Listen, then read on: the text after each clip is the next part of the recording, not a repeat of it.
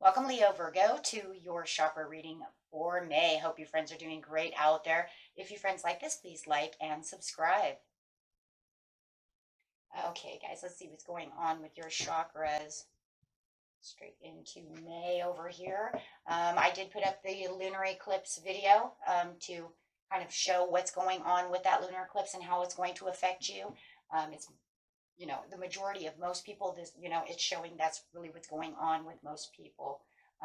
That's what lunar eclipses are about. So you might want to watch that video if you have not. Okay, friends, let's see what's going on. We have the throat chakra coming out for you, talking about talking, listening, communication, creativity.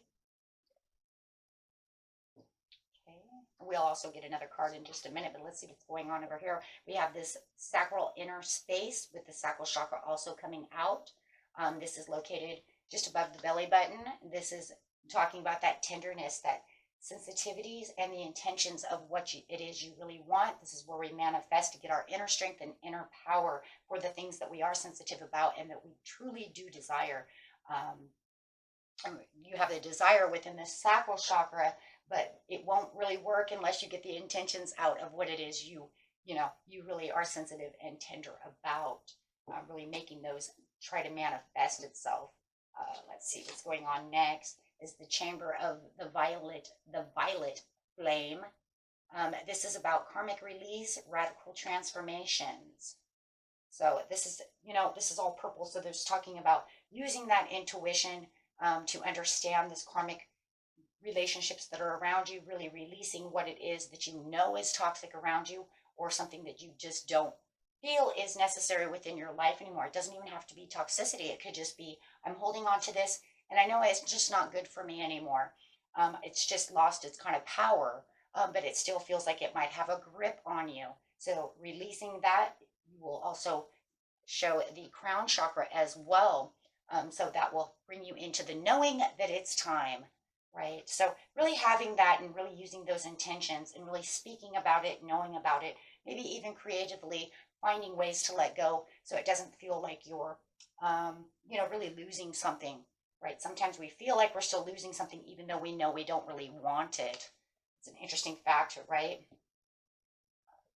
Bringing in the courage and taking steps to do so. So it's definitely taking these small steps. It's kind of like, the first thing that comes into my head is kind of, I know it's kind of stupid, but it's kind of like having a purse.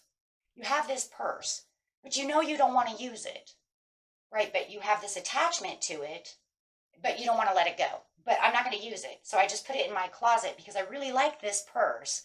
And maybe we even have a lot of history together, but it's pretty much useless. It just sits in the closet, right? But to actually let it go, it might have to let go of what you believe is of memories or time or something. But you have to understand those memories never go. Just because you don't own the purse doesn't mean you have to release the memories, right? So it's kind of that kind of situation is really what I'm feeling over here. It's something that you know you're never going to use again, right? But yet I don't want to let it go because it's mine, right? Or it's holding some kind of emotion towards it. But yeah, you have this maybe intention, towards it. And the intention to it is this sensitivity and this tenderness towards the situation. So it's all this, all of this compassion and all of this love towards this could be just an item. Maybe it's even a person. If I don't talk to them anymore, but it doesn't mean you have to let people go, right? It feels more like in a lot of ways, some kind of inanimate object that you're really holding on to. That's bringing in meaning for you, but you have to remember you have a mind and we have a memory. So therefore you don't have to release memories of it, but it's becoming some kind of a karmic situation for you, right? And not really always in a good way. If you're releasing something karmic, that means that it's taking control of a situation which is not, needed, right? So, okay. We will get this, like I said, this other card out in just a second. I just want to see what's going on over here. So it's saying that you're taking steps towards this. If you know it's a situation of maybe an ex-love, you're going to have to find the courage no matter what to release this, right? Even if you know that you guys have you're never going to be together again, but yet I'm holding back from maybe dating because I'm still holding on to this, you need to let that go. So taking baby steps to get there. Kind of freeing yourself is what the situation is, which will allow this beautiful transformation within yourself. Yes, bringing in new growth, you know, and really bringing in truth and intuition into the situation through also what you're speaking, and kind of, you know, really intuitively thinking, you know, and then speaking it, right, through the communication. Even if it's, you know, not to them maybe right away, but to yourself, right, for your own self-gratitude. And then we have separation with the Three of Swords, because yeah, it just causes a lot of pain, and this will separate any kind of maybe pains that you have. Maybe it became a painstaking situation, to where you didn't want to let that go. Could be some kind of fear-based situation coming out of that. Let's see what the next card is. Now we're going to go get this card so we can clarify on this entire thing.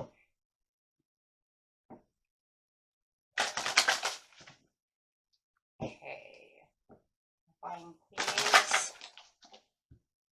Ooh. Using the crown chakra for your peace. Bringing in the inner peace for yourself. Wow. So this is definitely going to bring in inner peace. This is a place of growth. This is a place where you're going to feel like you can move on, having the courage to speak your truth, if that's what it is, whether it's to them or to yourself, or maybe to yourself then outward. You know, however this is, depending on what the situation is. Everybody's situation is a little bit different. So, but it's definitely going to allow you to separate. But this time, at least this time, if you're trying, and let's say, oh, I've tried this before, it doesn't work, you will build this courage, and really finding this courage as soon as you really get into these chakras and really think about what it is and really ground yourself, for the situation, and having a better understanding, how it could be holding you back, in so many different ways. Once you do that, you'll have the courage enough to separate yourself without having to think anything else, right?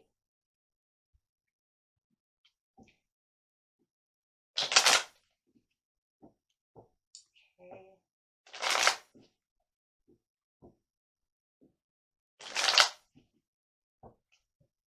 And also make sure that you're always kind to yourself during such a process. Don't be rough on yourself, hard on yourself. It doesn't help you.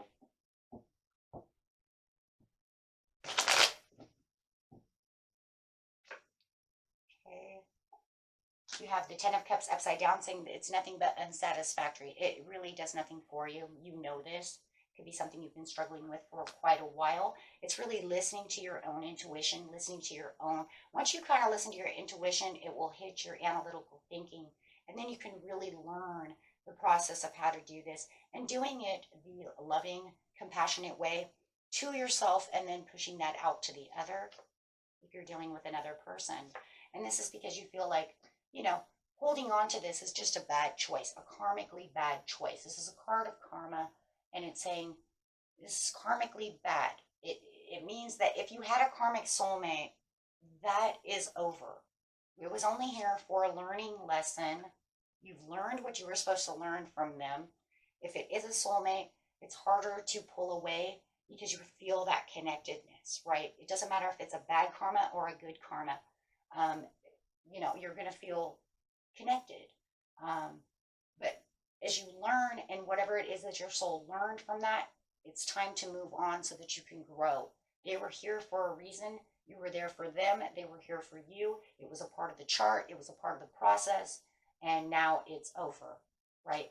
And then sometimes the soul's, you know, digging onto it so tight, but something within you is, you know what I'm saying, is like holding you back, because you're like, this person, there's something about that, you know, and you know this, but your soul, believe me, wants you to move on, because they know that it's done, right? It's done and it's over with.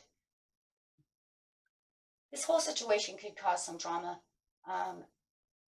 for some of you, and for others of you, it could be drama within yourself, drama within the other person, or it's just showing that it just really has a really bad imbalance because it's no longer needed, right? We've both learned what we need to learn. Could be dealing with a Pisces, also a Capricorn, a Libra, or a Sagittarius, right? So I have Pisces twice. So for a lot of you, it could be a Pisces, but it doesn't have to be. But it's showing that you have to be more compassionate to yourself to allow this to end. And once you figure out how to get strong and be self-assured that this is what it's supposed to be, and this is done and over with, that's where the courage is really going to come in to play over here, to really be able to take these steps. And this is going to put you right back on the right path that you're supposed to be on, because you've already learned what it is you're supposed to learn. I mean, it's crazy because sometimes our souls want to learn pain, a certain kind of pain. It's evolving, it's growing, it wants to know certain things. So even if you learned that me and maybe this type of person don't get along, maybe, whatever it is that you feel you've learned, by using your intuition, when you dig deep into the situation, you'll know exactly what it is that you've learned, and them as well. And they may be having the same issue that you're having of trying to let this go, or maybe they've already tried to let go and maybe you're pulling, right? Or maybe, maybe you've been trying to let go, but they keep pulling you back in, so it's harder to let go, right? Everybody's situation's a little different, like I said, but however it is, you need to let go once and for all, right? Yeah, it just feels like it's a nightmare. That's really what it feels like. Get out of the nightmare of the pull and tug situation. Because taking the taking the steps is going to get you out of the nightmare. And there could even be a little, fear-based of losing this person. Kind of like I said earlier before, is like having this purse. It's hanging in the closet. Once it's not hanging in the closet anymore, it's kind of like, well, where'd my purse go? I wish I would never got rid of that. That had so much meaning. I took this to this concert, that concert. But, it's just kind of taking up space in there. And it's just a material thing, but sometimes we do. We go back inside of our mind and say, why did I get rid of that? Because I brought up this story and then I was going to show you this cool purse that I had, but now I can't do it because I threw it away. Oh my gosh, I've done that. I did that with a concert shirt once. Oh boy. Yeah. But, and it was like, I don't know. It was just the telltale sign of wanting to share a story, and then you have this item to share the story with. You see what I'm saying? So, and then when it comes to people, it's like you're afraid that, I don't know, the situation, the fear of them not really going to be there, even though maybe you don't really get along all that well. But then when maybe certain times you do call them, they're there, even though, you see what I'm saying, even though it might not last long. So it's kind of the fear of the loss. Sometimes it doesn't even matter for some people whether it's a toxic situation. They just don't like the loss, the whole idea of them not being there. It's kind of like, well, I know that so-and-so, and I don't really get along, but, when the shiz hits the fan, I can call them and, they'll talk to me for a little while before we end up fighting. You know what I mean? So with the Ace of Swords, there it is again, right? It's taking the new steps to the realization and to having the clarity and the understanding of the intuition to know this is where I need to be, and this is where the fresh new start needs to happen so that I can have the growth that I deserve, and that, my soul is really ready for me to do. And this is going to bring in the 9 of Coins, because it's saying, well, you have all the resources within yourself. You hold the key to having what you need, and you have this reward, and you have this destined reward for yourself, because everything that you're doing is no longer, needed. And it does. It feels like there's kind of maybe this out in the cold feeling, a depression, and you probably will, once you, because healing always does that. It always brings on this kind of depression because you are feeling like you're at a loss. It's one way or another. It's the feeling that it's surreal now and it's really just happened. I'm no longer, maybe I'm no longer mad about the situation. So now it's bringing this kind of emptiness to the situation about the actual loss. But just remember that everything, there's depression again, bringing on kind of that depression, especially if you guys have been together a really long time. And even though you know that it's not a good situation, sometimes we just don't really want to let go. But it says that it'll bring in the Empress, which is great prosperities coming through. So, and yeah, it's going to bring in the World, because now you've actually concluded the situation the right way, without maybe, the running game. For some of you, this might be a twin flame situation where, we're always playing cat and mouse games. Chase me, I'll chase you. And then it comes to the point where it's like, we've learned what we need to learn, and now it's time to separate, because not all twin flames are meant to be together. In fact, most twin flames are just here to guide you, just kind of seeing yourself, a piece of yourself, that there's this huge tie, but not meant to be together.